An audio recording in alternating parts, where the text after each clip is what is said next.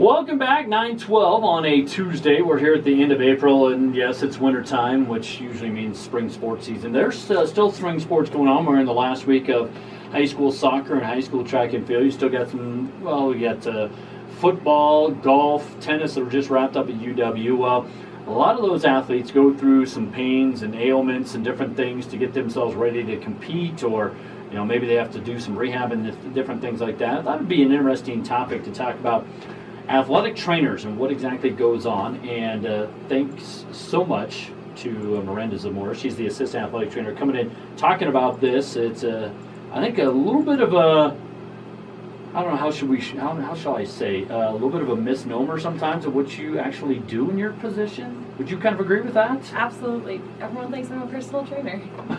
How does that come about when they think you're a personal trainer? Where's that myth start? Yeah, well, I think it starts from the beginning of athletic training. We started as coaches. We started as, that coach who just had a little bit more knowledge about the body, and they'd tape you up before practice or rub you down, and that's how our profession started. It's come a long way since then. That was pre-World War II, but people hear athletic trainer and they assume that I teach you how to run better. Interesting. Well, I appreciate you coming in this morning talking about it. Now, March is technically National Athletic Trainers Month. I'll be honest with you, I didn't know there was such a thing, but I shouldn't be surprised, I guess, because there seems like there's a month for everything now. But bringing awareness to, and this is part of the conversation today, bringing awareness to the public in terms of what exactly you guys do. Take me through kind of a day-by-day routine of an athletic trainer. Sure. So it depends on what setting you're in. I've worked in collegiate setting, and now I've worked in this high school setting. And so in a collegiate setting, it's a little bit more involved. We work at the maximum scope there. And so we work morning till night. We're there for every lift that they do, every practice that they do. And then we also do all of their rehabs. Any doctor appointment that they go to, we're right there with them, asking the appropriate questions, making sure that we can get them back on the field as fast and safely as possible. So we'll start off early mornings with the lift, and then we'll do rehabs all day, probably afternoon doctor appointments. And then we'll do a lot of pre and post practice treatment. So we still do the water bottle filling that you see and the ankle taping, but behind that we're doing a lot of the therapy that the athletes need to get back on the field. Well, and you mentioned the doctor's appointments. I think that's critical because sometimes you folks have the insight to ask different questions that athletes don't. Right.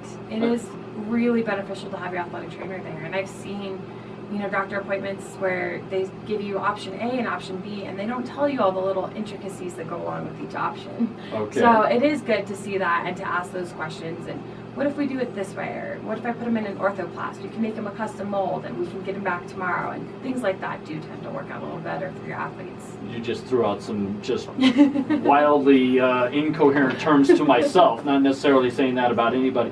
So the college athletic trainers, and obviously if you go on to the professional level, that's even more in-depth and right. I would assume more demanding. Yes. So you've been at the college level, you've been at the high school level, which is unique because we have both perspectives here in town. I see the athletic trainers and how they handle the student athletes at the university. Right. I see how you and Nancy Goldsmith-Perry handle them at Laramie High School. So it is a little bit of a unique perspective. How is it different from the college level to the high school level now that you've worked at both? Right. So, I have a lot more time to see my husband, so that's great since we moved here. But we don't have as many resources at the high school. We do rely a lot on the local doctors and physical therapists to do a large amount of the work where we wouldn't have to do that at a college because we just have more resources. But the kids, there's some pros and cons that go with it. At the college level, you have really motivated, very talented athletes. But that comes with its own challenges where you're under a lot of pressure from coaches, you're under pressure from parents, you're under pressure from that athlete because they want to get back. At the high school, it's a little bit less like that, but you can still have really great kids who really want to get out there. And you have some kids who you can definitely tell, mom played soccer and she wants you to play soccer, and maybe they don't want to be out there today. And so there's a little bit more hand-holding at the high school level, I will admit that. But I also have really good kids at Laramie. It's been awesome. They're super nice kids. Everybody's very respectful. Everyone's super grateful for everything you do. So there is a little bit of a difference there, but it's athletics at the end of the day. We're all going for the same goal. Does it seem like there's a little more self-driven at the college versus parental-driven at the high school?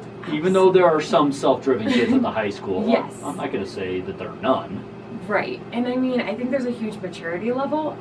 19-year-old college kids, especially, I worked with wrestlers, I worked with males, so they're not too much more mature than your average high schooler, but there is a big maturity level difference. There is a lot more understanding, and they've probably been injured once or twice. They know the ropes, they've done it, but there's a lot of parent involvement at the college level too. You'd be surprised. Now, you mentioned you worked college and high school. How did you get to Laramie? Give us a little background. Right, so my husband is in the Air Force, and he flies helicopters. And so we have to go to bases that have those helicopters, and Cheyenne has a base like that. And so I started looking for opportunities down in Colorado, like Fort Collins, and up here. And I love athletics, but I want to get out of athletics one day and take athletic training practices to wildland firefighters. So I was looking for somewhere I could get my master's degree that would let me kind of dip my toe in those waters. And Wyoming Kinesiology came back with a great offer. Well, that's good. We're glad to have you. I think some of the coaches, some of the athletes are glad to have you around here. How far have you seen this profession come just in your time kind of working? And because you mentioned the personal trainer kind of myth, but there's also just been so much in terms of advancements in not only just technology, but medicine to also just to therapy and treatments. Absolutely. Yeah, so I think we've made big waves in that we have taken athletic training from just that ankle taping. We've implemented a lot more therapy practices. We use the technology that we have, and then we have way better relationships with physical therapists and doctors that have really allowed us to bring a lot of that to the forefront. So making sure that we're licensed healthcare providers has been a really big move. Wyoming did that a few years back, which has been excellent. And a lot of states across the country have done that. So it has advanced it that way. And we also have way better research now too. So we can read good research and apply that in our practices. Like concussions, for instance, have come so far from probably when you were playing sports. But even in the last 10 years, we had this huge concussion scare. I think we maybe even oversimplified the process, and we didn't quite understand, but we knew we had something big on our hands. Now using things like our impact testing, lots of new technologies out there, and just a better understanding with a broader range of research, we can get your athletes back faster and safer without just sitting them there for a week.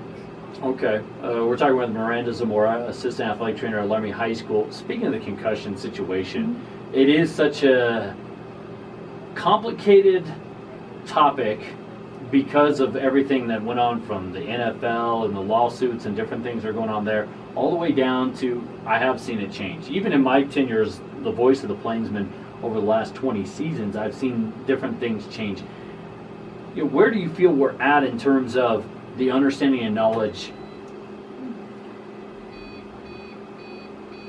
and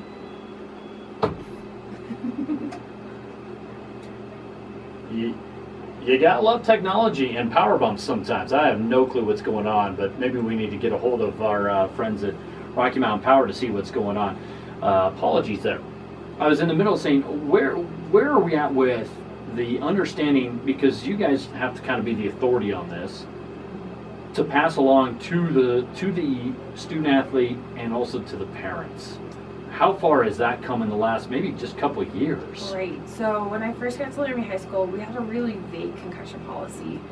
We worked with our physician, Dr. Bob Martino, last year to put together a much more comprehensive amount. So getting better communication was key, because I don't think people understood what we were seeing and why we were saying your kid can't play this week. So we have, used impact testing, which is a computer-based test to determine if you have good reaction time, to have good concentration, good memory, things that you can't really test when I'm just talking to you.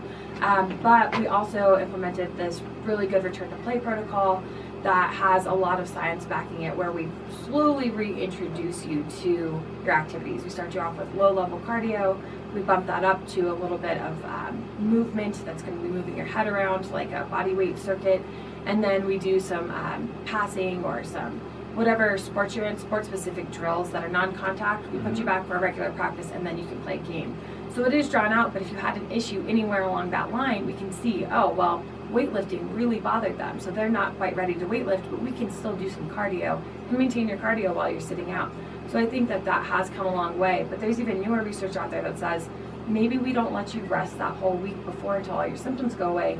maybe there's different kinds of concussions, and maybe we can rehab them a little bit differently, and maybe we can even just start some activities that don't bother you even before all your symptoms have gone away, like riding a bike. So okay, all right. It's still moving. Yeah, it seems like an ever-moving process.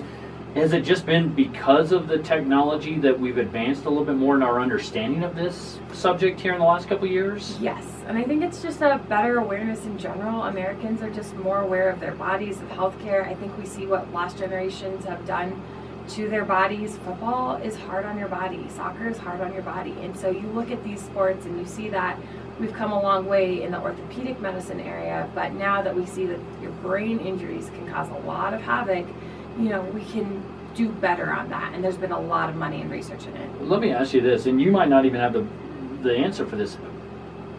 Has it been surprising that we didn't get to this point sooner, I guess? The understanding of the brain and just the impact of concussions? I think the brain is always going to be a huge mystery to humans, but I also think that there's a lot of cultural barriers that keep us from seeing some of the truths that we've known for a long time. We've known for a long time, especially through war research, head injuries are not good for you.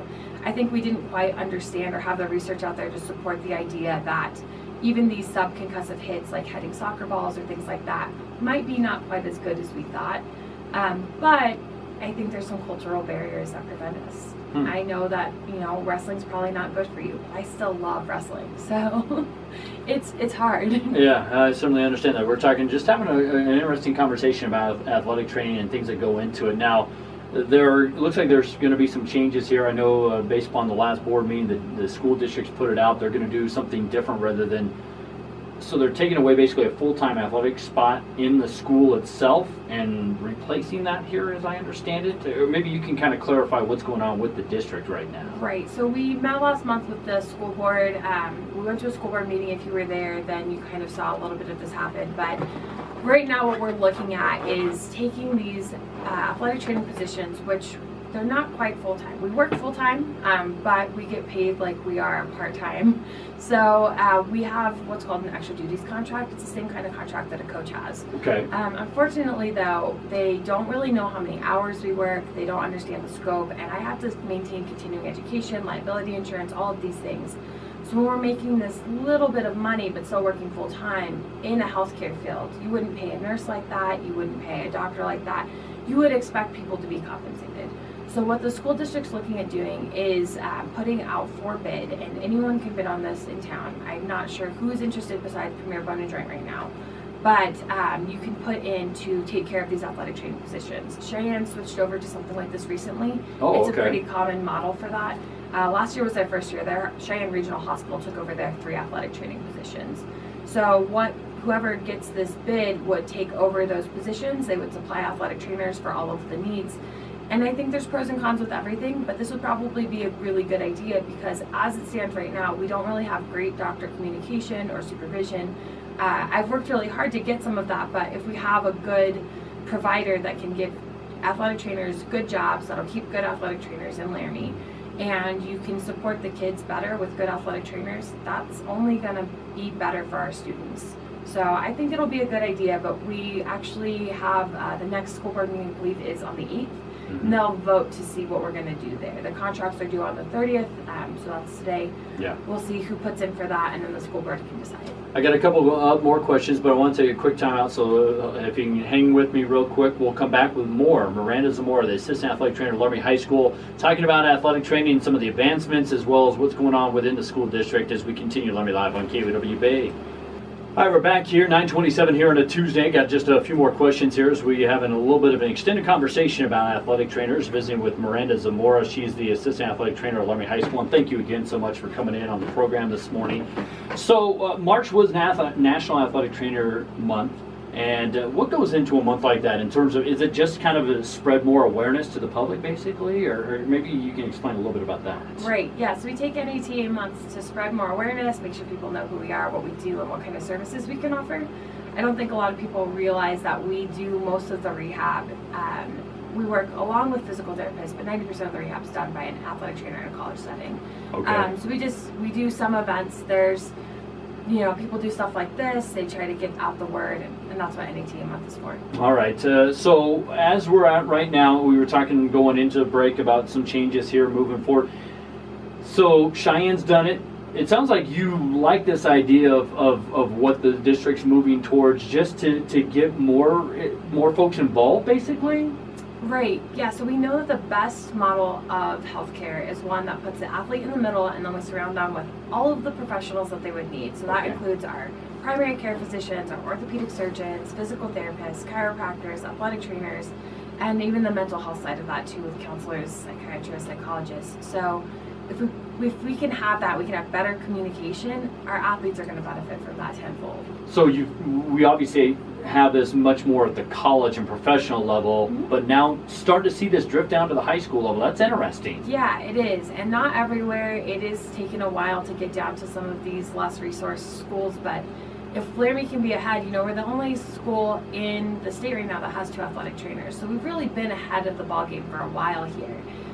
But I think if we can get ahead on this too, bring in a good, Bone and Joint's been excellent. If they are the ones who get that, then we have a good community that can come around an athlete when they're injured and give them all the resources they need. Again, we're talking with Miranda Zamora here, Laramie Live on KOWB, and we're going to kind of close out the conversation here.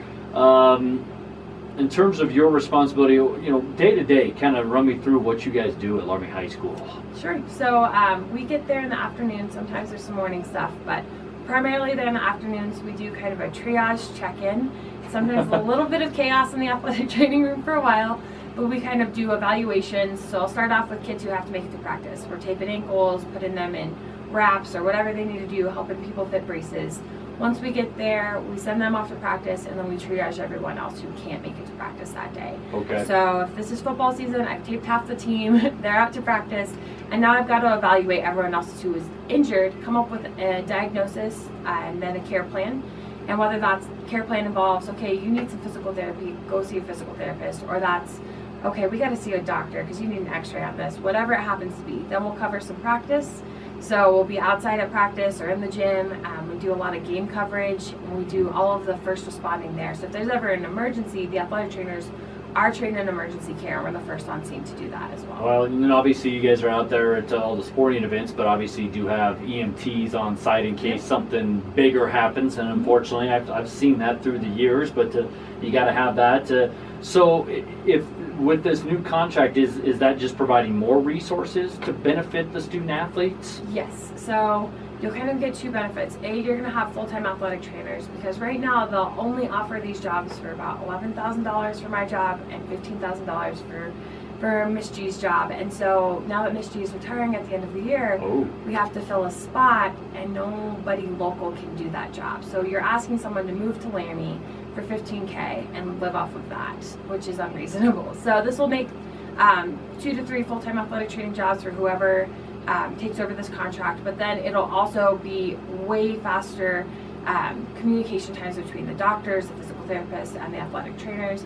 It'll be much better scheduling. We'll have way more access to all of the facilities and wherever takes us over, so it'll be much better for athletes. Well, and it sounds like this is kind of akin to my field. You got to if you're going to get into this, you really got to love what you do. Absolutely, and I do. I love the kids. Laramie has been so great to us, and so we have got great kids, great parents, awesome coaches, great radios, and it's been a great community that really supports its athletes in so many ways, and that has been excellent to see. And it's long hours, and it's behind the scenes, and it's sometimes I'm the one getting yelled at. If your kid has a concussion, I can't tell you how many times people have gotten mad at me, or hey, your kid's out for the season. Like, I'm really sorry to tell you that, and obviously we do that in the most respectful way, but we're just the person there when the athlete's upset, when the athlete's angry, when they're frustrated. We're the shoulder that they're crying on, but it is a hard job, and we're not paid very well. And we need a lot of education. Athletic training is moving to masters only. So now you got to go to school for 6 years to become an athletic trainer with a ton of clinical time. So it is a difficult job, but I definitely have to love it to do it, and I do. I'm super passionate about athletic training. Well, when you work in small market radio, like your host that you're talking to, yeah, I can certainly sympathize with that. So, well, you guys do a wonderful job. I thankfully never sustained major injuries in my career a long time ago. But I had a lot of respect for our trainers because you guys do a lot of work.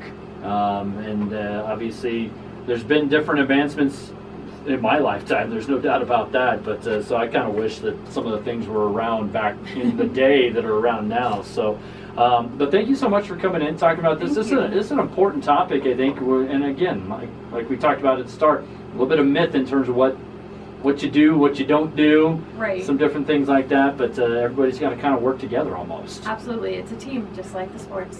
All right, well, thank you so much, Miranda, for coming in. Thanks for having me.